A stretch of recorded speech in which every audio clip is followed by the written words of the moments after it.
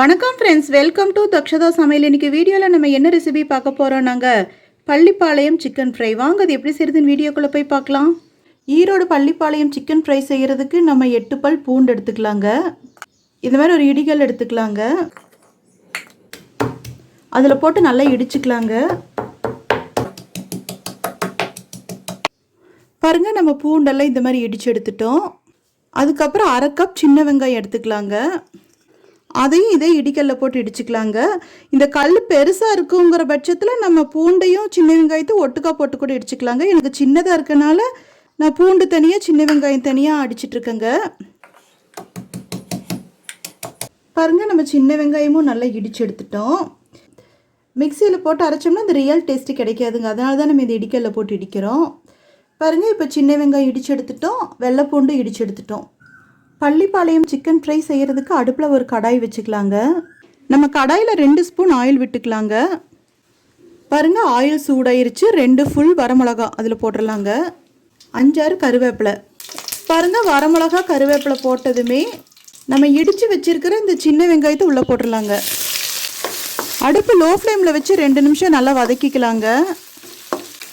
அது கூடவே நம்ம இடித்து வச்சுருக்கிற வெள்ளைப்பூண்டு பேஸ்ட்டு அதையும் உள்ளே சேர்த்துடலாங்க. அடுப்பு மீடியம் ஃப்ளேமில் வச்சு நல்லா வதக்கிக்கலாங்க. நல்லா பச்சை வாசனை போய் எண்ணெய் பிரிஞ்சு வர்ற வரைக்கும் நம்ம வதக்கிக்கணும்.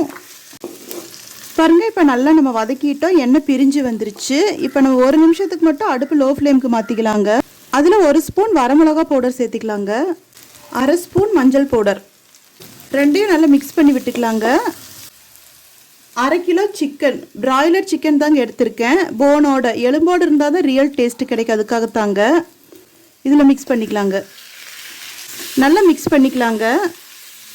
இப்போ சிக்கன் போட்டதுக்கப்புறம் நம்ம திரும்ப அடுப்பு மீடியம் ஃப்ளேமுக்கு மாற்றிக்கலாங்க. ஏன்னா சிக்கன்லேயே ஆயில் விடும். 1 நிமிஷம் நல்லா கிளறி விட்டுக்கலாங்க. நம்ம சிக்கன் இந்த மசாலாவில் போட்டு வதக்க தான் நல்ல டேஸ்ட்டு கிடைக்குங்க. அதுக்காகத்தான். பாருங்கள், நல்லா வதக்கிட்டோம். இப்போ நம்ம அதில் 1/2 லிட்டர் தண்ணி விட்டுக்கலாங்க. அடுப்பு இப்போ ஹை ஃப்ளேமுக்கு மாற்றிக்கலாங்க. தண்ணி விட்டதுக்கப்புறம் நல்லா கலந்து விட்டுக்கலாங்க. பாருங்கள், ஹை ஃப்ளேமில் வச்சு நல்லா சிக்கன் கொதிச்சு வந்துட்டுருக்கு. இப்போ தேவையான அளவு உப்பு சேர்த்திக்கலாங்க. உப்பு சேர்த்துனதுக்கப்புறம் நல்லா மிக்ஸ் பண்ணி விட்டுக்கலாம்.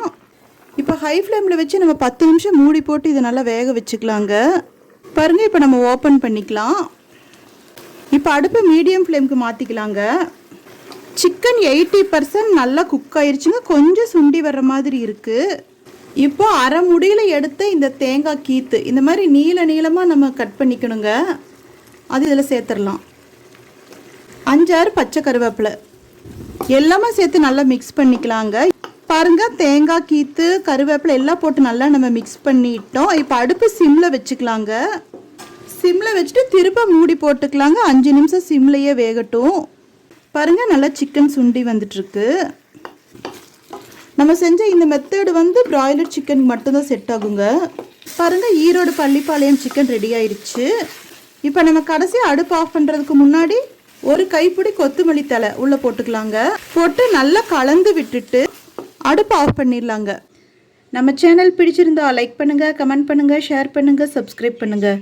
அப்படியே பக்கத்தில் இருக்கிற பெல் ஐக்கானையும் மறக்காமல் கிளிக் பண்ணுங்கள். தேங்க்யூ.